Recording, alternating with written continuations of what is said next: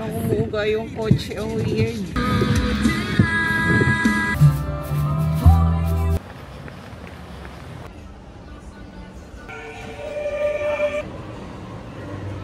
Yung lip tint pala na gamit ko, ito yung binila ko sa Thailand. Nag-hoard ako nito. Bumili ako ng tuna sandwich.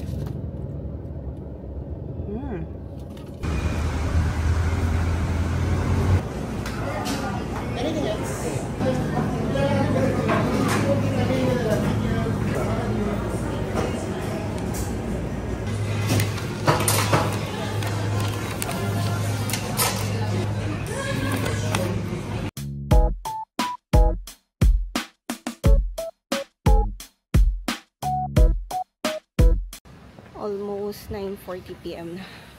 Takbo lang tayo kahit maka 3 kilometers. Hindi na ako talaga sanay na hindi tumatakbo. Although kanina nag-dance din ako. Yun na minsan yung pinaka-workout ko para lang pagpawisan. Kailangan natin mahabol yung gate sa Rockwell kasi nga magko-close na siya at 10 para hindi na tayo iikot. Iba talaga yung feeling sa akin, satisfaction pag tumatakbo ka.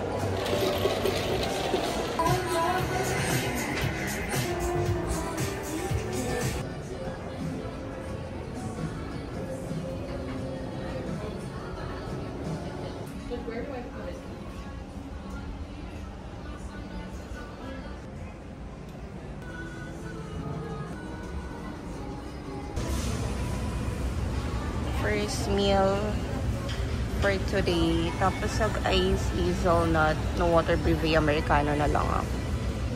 Ice matcha latte, less ice. So meron na tayong 7 stickers out of 18. 11 more. It's 10 PM na. Nag-Starbucks lang kami ni Katie after kung tumakbo.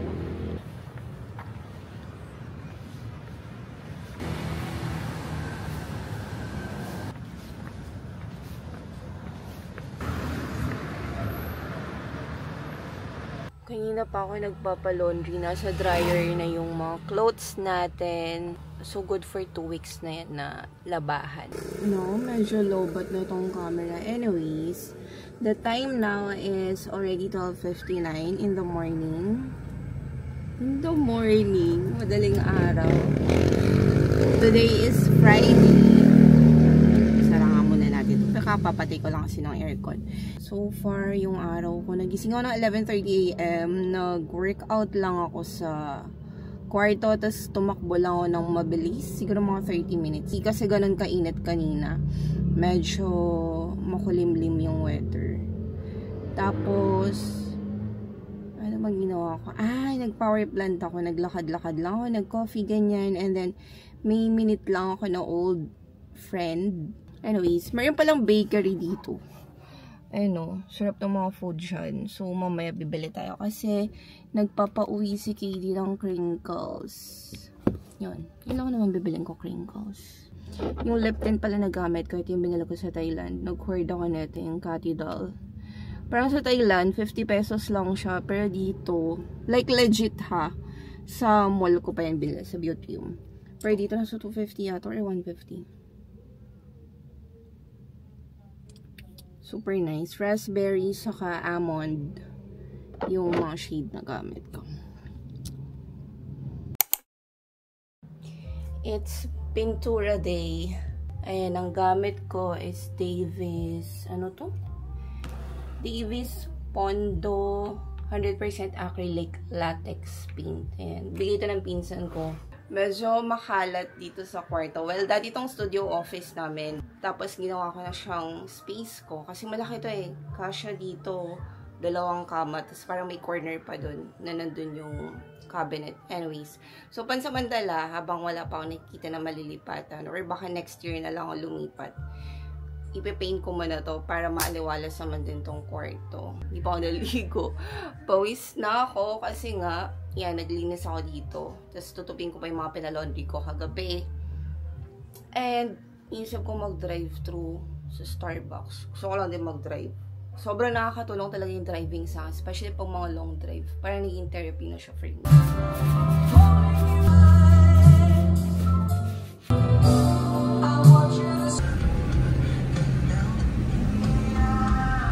What can I get for you? Yun lang. Tapos pa less ice na lang. Alright. May gagamitin ko ng either voucher. Ice hazelnut Americano, tas non-fat milk. Yummy. So, meron na tayong 14 stickers. Galing ang BGC, nag-drive-thru lang ako sa Starbucks doon. Bumili ako ng tuna sandwich. Gusto ko kasi mag-drive, kaya nag-drive-thru ako. Grabe lakas ng hangin. Tapos yung patak, hindi naman din ganun ka lalaki. Pwede naman sana ako dito sa Power Plant Mall, pero kasi iba kong bibilin wala dito. Meron isang aalis na doon. Pero hindi ko sure kung aalis talaga kasi sumakay na sila. Punong-puno yung parking ngayon. Akala ko may bagyo. Pero bakit punong-puno?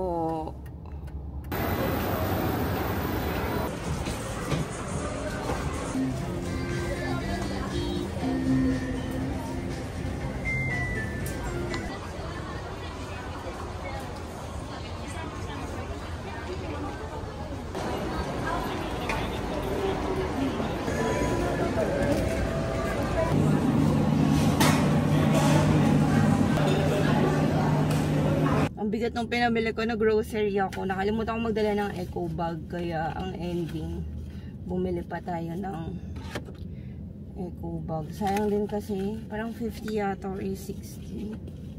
It's 4 PM na. Venti ice hazelnut Americano lang ako. Pero parang feeling ko, wala tong milk. Sabi ko pa naman non-fat milk.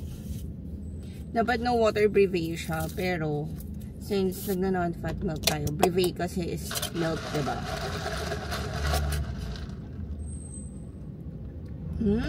Sarap. Nakaka-happy. Tapos, bumili din ako ng may nakatabal ako sa Daiso kanina Christmas tree. Perfect siya pang kwarto. Ang tagal ko na kasi gusto magkaroon ng Christmas tree sa kwarto. So, iniisip ko, babalikan ko na lang siya next week. Siguro Friday. Bahala na. Basta kailangan makabili ko ng Christmas tree para sa kwarto ko. And, ano pang gagawin natin ngayon? Ayoko pa sanang umuwi. 4 PM pa lang naman. Pero maga din yung duty ko bukas. Ang sarap sana maglakad-lakad. Yung parang unwind lang, chill, ganun. Naiiyak ako na happy na hindi ko ma-explain. Pag ganito yung nafe-feel ko, in-embrace ko yung moment kasi hindi all the time nakakaramdam ako ng genuine happiness. Sa totoo lang. And very vocal ako about it. Sinasabi ko yan, especially kay Jill, na ang saya ko today, parang gusto ko lang siya i-embrace kasi yung ganong feeling na sobrang deep, na ang saya-saya mo na hindi mo alam kung saan siya nanggagaling. Ang sarap lang kasi nakakamiss. Kasi hindi ako ganon. Like everyday, hindi. Parang once in a blue moon lang. So, sarap lang huminga. Anyways, tara na. Uwi na tayo kasi lakas na din ang ulan sa labas. Buti na lang may 100 pesos pa ako. Let's go. Hanapin natin yung exit. Oh no. Usually, Usually sa Glorieta 4 ako nagpa-park. But since ginagawa ngayon yung area ng Glorieta 4 yung paikot, hindi ko alam kung like nangangapa ako sa parking ngayon ng Glorieta. Pati exit nila, hindi ko alam kung nasan. To Palm Drive exit. Kung gano'n kaya parking natin. Parang first 2 are 60 pero hindi ko lang sure pag weekends.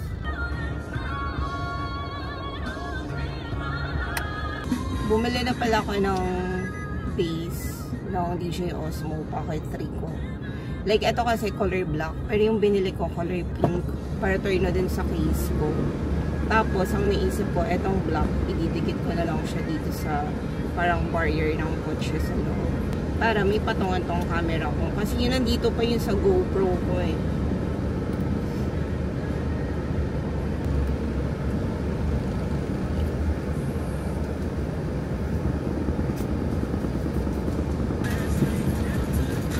Thank you.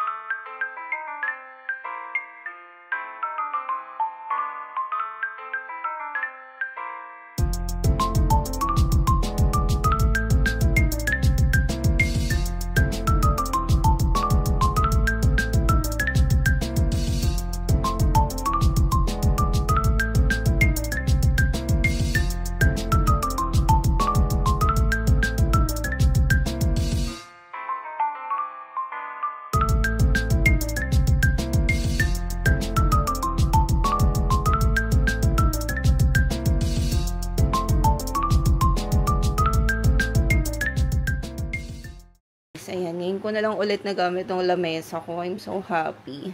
This one pala is from IKEA. Remember, binili ko to dahil nag-start ako mag-masteral. Saka, yun nga, ang daming edit. So, kailangan ko talaga ng table. So, ito palang side na ito yung napinturahan ko. Ayan. Ito, hindi pa. Pero hindi ko alam kung gagawin ko pa siya. Gusto ko lang din kasi maliwalas yung kwarto ko. Hindi na ninalaw yung paint. Hopefully, maka-move out na tayo by next year. Gusto ko sana nga bago ako mag-birthday. Pero hindi pa enough yung funds natin kasi ang dami pang kailangan i-settle na bills and expenses. Lalo na magpapasko.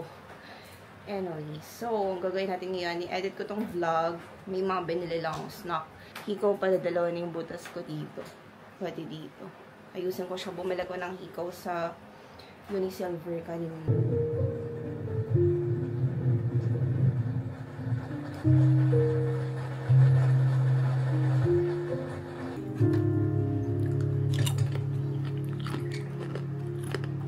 To spend time with myself, quietly reflecting on life, events past, to plug your devices in.